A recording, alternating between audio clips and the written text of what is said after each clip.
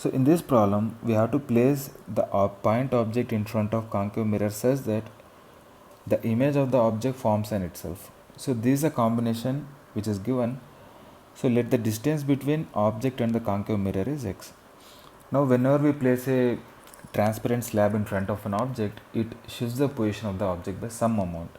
If t is the thickness of this glass slab and mu is its refractive index, then the amount of shift is can be calculated by t times 1 minus 1 by mu.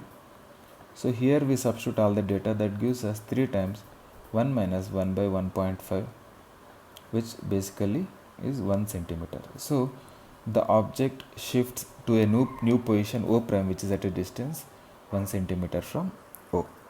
Now the new position of the object is O prime, which is at x minus 1 centimeters from the concave mirror. Now for the image to form on the object, the light rays have to retrace their path back. So this is possible only when we place the object at the center of curvature of the mirror.